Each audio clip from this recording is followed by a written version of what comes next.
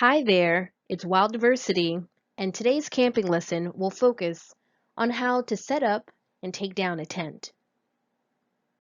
In this lesson, we will first identify the essential parts of a tent. Then we'll learn how to set it up and take it down. And finally, we'll look at important things to consider.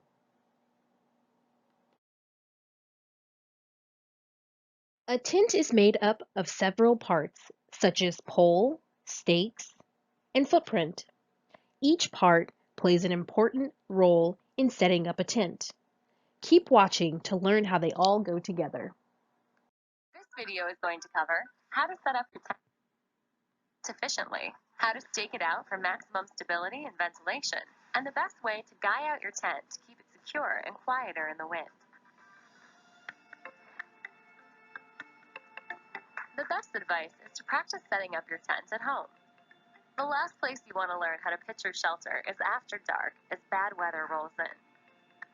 No matter which tent you use, the order in which you set it up is the same.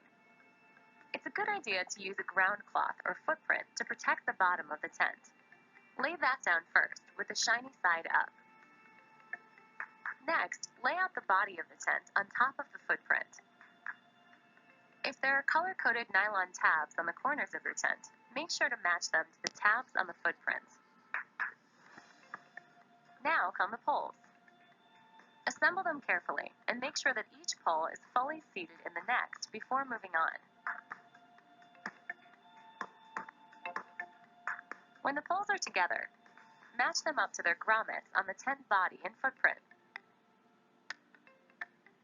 Some tents use color-coded pole sections to help make this process a little easier. Once all the poles are attached to the grommets, you can attach the tent body to the poles. Most tents use these little plastic clips. Next, lay the rain fly over the tent. Make sure that the Velcro tabs at the seams are on the inside. Also, make sure the door on the fly matches up with the door on the tent. Now you can connect the Velcro tabs to the poles and loosely connect the fly to the corners of the tent body. You'll want to tension it after you stake out the tent.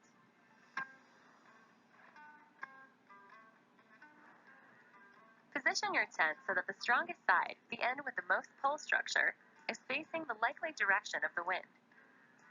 It's especially important to avoid the wind hitting the broad side of the tent and turning it into a sail.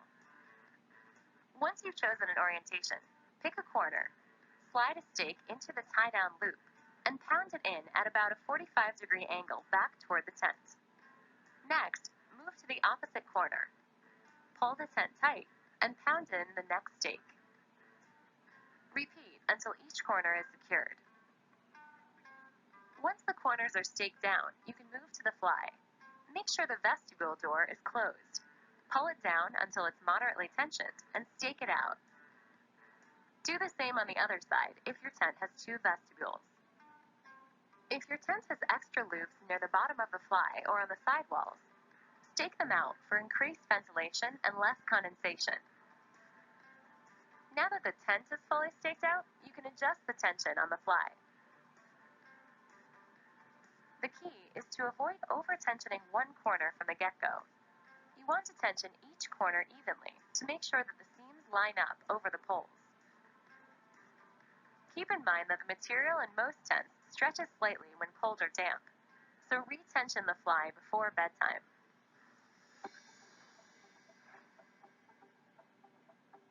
Guy lines attach to the tent's rain fly on fabric loops about halfway up the seams over each pole. The point of these lines is to strengthen your tent's pole structure in the wind. Now, if you're expecting mild weather, it's usually enough to just stake the guy line down into the ground as far from the tent as you can. But if you know you're hunkering down for a windy night, it's worth taking the time to really secure your shelter properly. First, if you only have enough cord for a couple lines, it's important to use the guy points that are facing into the wind. Start by tying the guy line cord to each point. You can use whatever knot you like, but the bowline is a good choice.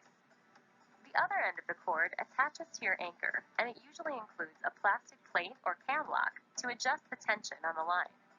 If that plastic tensioner breaks, or you decide to attach a longer cord, it's worth knowing how to use the trucker's hitch to tighten it down. Guy lines work best when they're perpendicular to the pole they're reinforcing. For maximum strength, you want the guy line to come out of the fly at as close to a 90-degree angle as possible. You can attach the guy line up to a tree branch, but if you don't have a convenient tree, you can also use an upside-down trekking pole. All you have to do is attach the cord to the tip of the pole. A clove hitch works well for this. And anchor the line to the ground. And keep in mind that big natural anchors like logs or rocks are sometimes stronger options than stakes, which can loosen up in the wind. Once your tent is set up, all that's left to do is kick back and enjoy the evening. Taking down a tent starts by reversing your steps. You'll want to remove your sleeping bag before dismantling. Then you'll want to shake out and wipe out the interior of your tent. If possible, work with a buddy to dismantle and dry your tent. Once you get to the footprint, it may be damp. A good tip is to fold your footprint with the damp sides facing in. Then you'll want to fold your tent nice and tight, as this will make getting the tent back into its carrying case that much easier. Fold your tent poles in half and store them in their own sack. When you get home, it's best to spread out your tent someplace where it will fully dry. Setting up a tent may seem difficult now, but practicing will help. Most tents are similar in shape and design, but just in case, you'll want to follow the instructions for your particular tent. Tents and flames don't mix. You'll want to set up your tent away from all flames and heat sources. And never store your tent without drying it thoroughly and removing any caked on dirt. Last but not least, remember to be patient as you learn what it takes to go camping. Happy camping!